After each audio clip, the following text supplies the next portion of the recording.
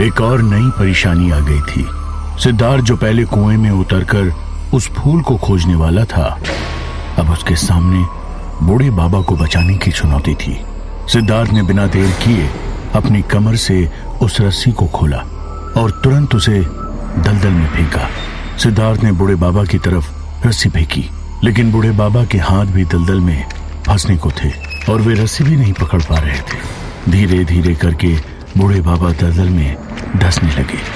अंधेरा होने की वजह से कुछ साफ साफ दिखाई भी नहीं दे रहा था।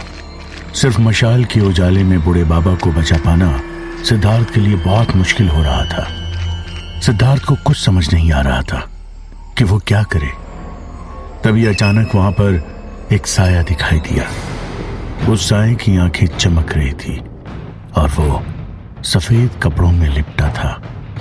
ऐसा लग रहा था जैसे सफेद चादर ओढ़े हुए हो। बहुत बदसूरत जला हुआ सा और बड़ा सा चेहरा जो कि आसमान में मंडरा रहा था। डर के मारे सिद्धार्थ पसीना पसीना हुए जा रहा था और बूढ़े बाबा दलदल में और भी ज्यादा फंसते जा रहे थे। सिद्धार्थ, तुम उधर ध्यान मत दो, मेरे पास रस्सी फेंको, बूढ़े बाबा ने चिल्लाते हुए कहा। बस थोड़ी ही देर बाद आसमान में चांद निकल आया। अब सिद्धार्थ को बूढ़े बाबा दिखाई देने लगे थे।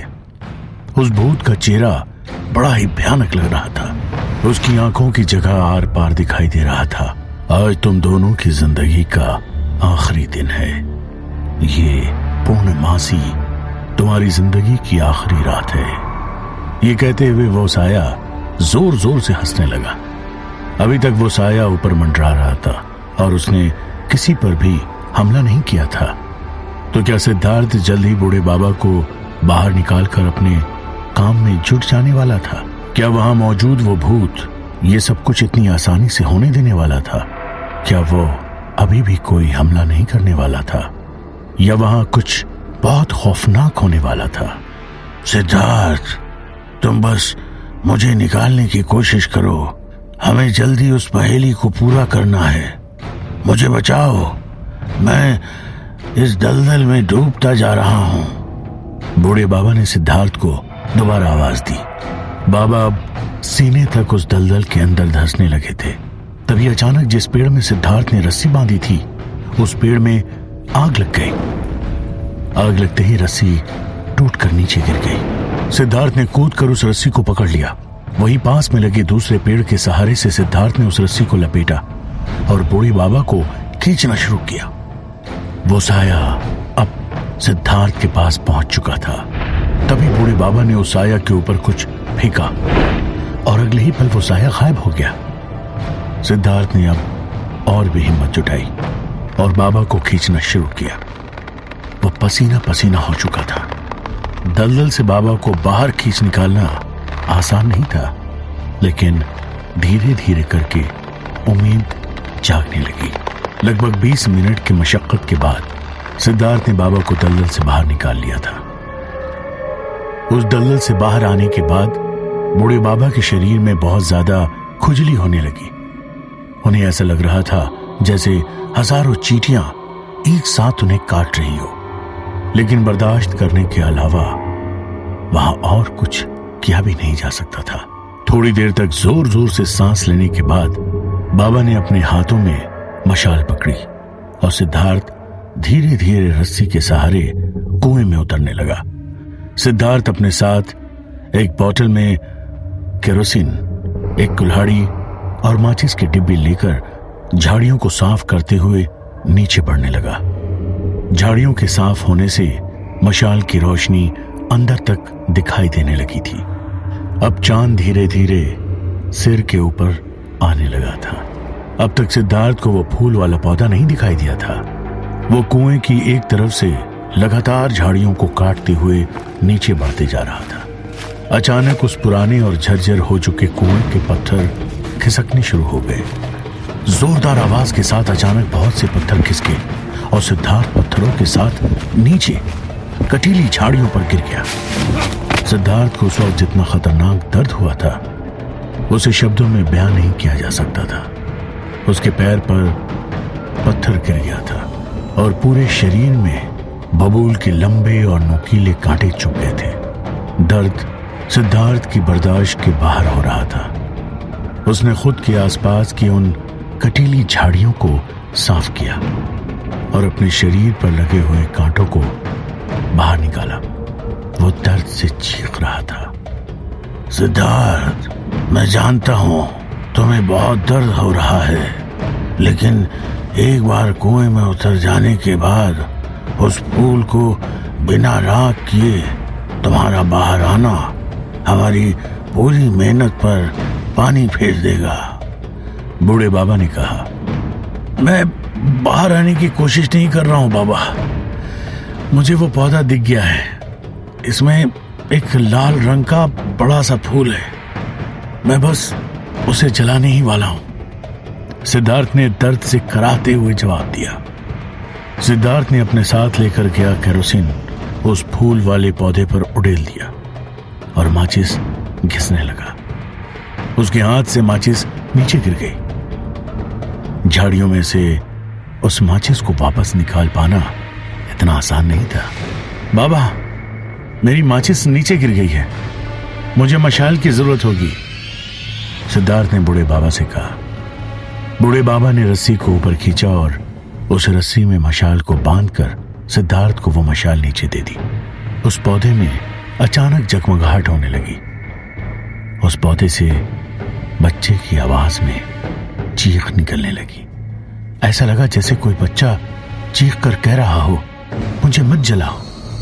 बुरी ताकतें मेरे दिमाग से खेल रही हैं, लेकिन मैं ऐसा नहीं होने दूंगा, सिद्धार्थ ने अपने मन में कहा। उसने बिना देर किए उस पौधे में आग लगा दी और कुछ ही पल में वो पौधा जलकर राख हो गया। सिद्धार्थ जानता था कि पौधे के जलते ही हवेली के तीसरे दरवाजे का ताला भी खुल चुका होगा, लेकिन उसके सामने एक बड़ी चुनौती थी कि इतने दर्द के बीच वो वापस उस कुएं से बाहर कैसे निकलेगा। अच्छी बात यह थी कि सिद्धार्थ ने उस रस्सी में बहुत सारी नॉट्स बांध रखी थी, जिन्हें पकड़कर वो ऊपर चढ़ सकता था। दर्द से आहें भरते हुए, कराहते हुए, खून से लथपथ सिद्धार्थ कुएं की मुंडेर पर पहुंच चुका था। रात काफी हो चुकी थी और गांव वालों से मदद लेना अब मुमकिन नहीं था। उसके शरीर में बचे हुए कांटों को जहां तहां से जैसे तैसे निकालने के बाद बूढ़े बाबा की मदद से सिद्धार्थ कुछ दूर तक चलते आया और फिर अचानक लड़खड़ाकर जमीन पर गिर गया। बूढ़े बाबा ने सिद्धार्थ को वहीं छोड़ते हुए मैनेजर साहब की हेल्प लेने की सोची और भागकर उसके पास पहुंचे। बूढ़े बाबा वो मशाल सिद्धार्थ के हाथों में ही देकर सर्किट हाउस के लिए निकल गए। मैनेजर साहब, जल्दी कीजिए, सिद्धार्थ की हालत ठीक नहीं है। कुएं में गिर जाने की वजह से उसे बहुत चोट आई है। वो ठीक से चल भी नहीं पा रहा है। गांव के किसी भी शख्स से रात में मदद ले पाना आसान नहीं है। बाबा ने वहां पहुंचकर मिस्टर बजाज से कहा। इस दौरान जब सिद्धार्थ वहां अकेले एक चट्टान पर बैठा हुआ था, तब अचानक से वहां पर कुछ साए दिखाई देने लगे। परंपरागत राजस्थानी पोशाक पहने हुए वे तमाम साए बहुत खतरनाक दिख रहे थे। उसमें से बड़ी सी रंग बिरंगी पगड़ी लगाए, बड़ी बड़ी मूंछों वाले, लंबे कदकाठी वाले कुछ आदमी अपने हाथों में तलवार लिए हुए थे। किसी का भी चेहरा साफ नहीं दिखाई दे रहा था। राजस्थानी लाल और पीली घाघरा चोली पहने औरतें बड़ा सा घूंघट लिए हुई थी। सिद्धार्थ को जितना दर्द हो रहा था, उसमें वो समझ नहीं पा रहा था कि क्या उसे वो परछाइयां सचमुच दिखाई दे रही थी या ये उसका कोई भ्रम था। पूर्णमासी के चांद के होते हुए भी अंधेरा इतना गहरा था कि दूर से किसी का चेहरा साफ दिखाई देना मुमकिन नहीं था। तो फिर ये क्या हो रहा था? धीरे धीरे करके वो बेहोश होने लगा। बूढ़े बाबा और मिस्टर बजाज जब वहां पर पहुंचे तो सिद्धार्थ की हालत बहुत खराब हो गई थी। उन्होंने बड़ी मुश्किल से सिद्धार्थ को सहारा देते हुए सर्किट हाउस तक पहुंचाया। जैसे तैसे उसके शरीर पर चुभे और छोटे कांटे बाहर निकाले गए। उधर दूसरी तरफ गौरी की भी तबीयत अब तक बिल्कुल ठीक नहीं हुई थी। रात काफी हो गई थी, इसलिए गौरी को जगाया नहीं गया था। उसे सिद्धार्थ के साथ हुए इस हादसे की कुछ खबर भी नहीं थी। बूढ़े बाबा और मिस्टर बजाज ने सिद्धार्थ की मरहम पट्टी की और पेन किलर टैबलेट्स जो कि एक्सीडेंट के बाद मिस्टर बजाज को दी गई थी, उसी में से सिद्धार्थ को भी दवाइयां दे दी गई। सिद्धार्थ को अभी भी होश नहीं था। वो बेहोशी की हालत में नींद में करा रहा था। उसके पैर में बहुत ज्यादा चोट आई थी। देखकर ऐसा लग रहा था कि 2-3 दिन तक तो उसका बिस्तर से भी उठना बहुत मुश्किल था। सुबह होते ही जब इस बारे में गौरी को पता चला तो वो भी बेचैन हो गई। गौरी की तबीयत पहले से अच्छी थी, लेकिन उसे भी रह रहकर बुखार आ जा रहा था। सुबह के 10 बजे तक सिद्धार्थ को होश आया। उसे बहुत दर्द हो रहा था। उसकी खुशकिस्मती थी कि उसकी हड्डी नहीं टूटी थी, लेकिन उसके पैर पर गिरा हुआ वो पत्थर भारी और नुकीला था, जिससे उसे गहरी चोट आई थी और उसका काफी खून बह गया था। सिद्धार्थ, कल रात तुम्हारी हालत बहुत खराब थी। अब तुम्हें कैसा लग रहा है? तुम्हें प्रॉपर्ली आराम करने की जरूरत है, मिस्टर बजाज ने कहा। अंकल, मुझे दर्द तो बहुत हो रहा है, लेकिन अब मेरी तबीयत पहले से अच्छी है। वैसे गौरी की तबीयत कैसी है और वो कहाँ है? सिद्धार्थ ने पूछा। उसकी तबीयत पहले से बेहतर है, लेकिन उसे बार बार बुखार आ रहा है। तुम अपना ख्याल रखो, हम लोग गौरी का ख्याल रख रहे हैं, मिस्टर बजाज ने कहा। मिस्टर बजाज को इस बात पर हैरानी थी कि खुद को इतनी चोट लगने के बावजूद भी सिद्धार्थ को गौरी की चिंता हो रही थी। इससे पहले मिस्टर बजाज ने सिद्धार्थ को बहुत बुरा भला कहा था। उन्हें अपनी कही हुई बातों पर अब पछतावा हो रहा था। उन्हें लगने लगा था कि सिद्धार्थ को सचमुच गौरी की परवाह थी। बाबा, हम लोगों ने उस पहेली को पूरा कर लिया है। दरवाजा खुल चुका होगा। मुझे लगता है वहां पर जरूर मेरे माता पिता के बारे में कुछ न कुछ पता चल ही जाएगा, सिद्धार्थ ने कहा। बेटा, तुम जो कह रहे हो वो सही है। दरवाजा जरूर खुल गया होगा और पहेली सुलझ चुकी है। तुमने जो कुछ कर दिखाया है वो आज तक कोई नहीं कर सका। उस हवेली की एक भी पहेली को हल कर पाने में कोई भी कामयाब नहीं हुआ था। यह कमाल की बात है कि कुएं में गिरने के बावजूद भी तुम्हें मामूली सी चोट ही आई है।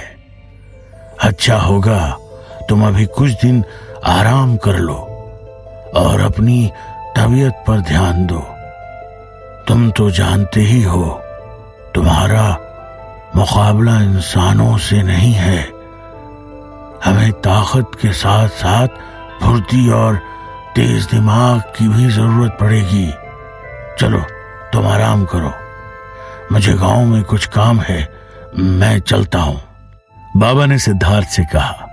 सिद्धार्थ को बूढ़े बाबा की बात सुनकर मन ही मन लगने लगा था कि वो जल्द ही उसके मम्मी डैडी के बारे में कोई परफेक्ट इंफॉर्मेशन पता कर लेगा। सबसे पहले तो उसे अपनी फास्ट रिकवरी की तरफ ध्यान देना पड़ेगा। इस दौरान बाहर का मौसम बदलने लगा। सुबह से ही जहां हमेशा गर्म आंधियां चला करती थी, उस वीरानगढ़ में काले बादल छाए हुए थे। बस थोड़ी देर में वहां पर बिजली चमकने लगी और तेज हवाएं चलने लगी। वीरानगढ़ में बारिश होना कभी कभार ही देखा गया था। वहां तो बारिश के मौसम में भी बहुत कम बारिश हुआ करती थी। तो क्या इसका कुछ लेना देना सिद्धार्थ के उस पहेली को सुलझाने से भी था? थोड़ी देर में वहां झमाझम बारिश होने लगी। आज वीरानगढ़ के लोग बहुत खुश थे। लोगों के मन में भी यही बात आ रही थी कि इस बिन मौसम की बारिश के पीछे वजह क्या हो सकती है। बूढ़े बाबा ने उन लोगों से पहले भी कहा था कि सिद्धार्थ का मकसद उन लोगों को अभिशाप से मुक्त कराना है। उन्होंने गांव वालों से सिद्धार्थ की मदद करने के लिए भी कहा था। उस वक्त गांव के कुछ लोग तो राजी भी हो गए थे, लेकिन एक बार फिर जब गांव में एक लड़के की मौत हुई तो उन लोगों का भी मन बदल गया था। गांव वालों ने सिद्धार्थ को खरी खोटी सुनाई थी। लगता है आज कुदरत वीरान घर पर मेहरबान थी। गौरी सिद्धार्थ के कमरे में आई। लो, गौरी भी आ गई। ठीक है सिद्धार्थ, गौरी तुम आपस में बातें करो, मुझे कुछ काम है। मैं अपने कमरे में हूं, किसी चीज की जरूरत हो तो मुझे आवाज दे देना। मिस्टर बजाज ने कहा। सिद्धार्थ, अब तुम्हारी इंजरी कैसी है? मुझे अभी अभी पता चला कि रात को तुम्हारे साथ बहुत दर्दनाक हादसा हुआ। गौरी ने कहा। हाँ गौरी, वो हादसा सचमुच खतरनाक था। मुझे समझ नहीं आया कि जब उस कुएं के पत्थर खिसकने लगे तो एक ही पल में मैं कैसे उन कांटों के ऊपर गिर गया। सिद्धार्थ ने कहा। लेकिन तुम्हें अपना ख्याल रखना चाहिए था। तुम्हें पता था कि वो कुआं पुराना है, तुम्हें थोड़ा सावधान रहना चाहिए था। गौरी ने कहा। गौरी, तुम जानती हो इस जगह हम कितनी भी सावधानी रख लें, ये बुरी ताकतें हमें नुकसान पहुंचाए बिना नहीं रहती। ये तो मेरी किस्मत अच्छी थी कि मुझे फिर भी ज्यादा कुछ नहीं हुआ। सिद्धार्थ ने कहा। तो आखिर तुमने पजल सॉल्व कर ही ली। मैं जानती थी हम जल्द ही अंकल आंटी का पता लगा लेंगे। तुमने अब तक मुझे बताया नहीं कि मुझे हुआ क्या था, गौरी ने पूछा। तो क्या सिद्धार्थ गौरी को उसके साथ पेश आए हादसे के बारे में सच बताएगा? और क्या होगा जब सिद्धार्थ को पता चलेगा उस दरवाजे के पीछे का खतरनाक रहस्य? जानने के लिए सुनते रहिए।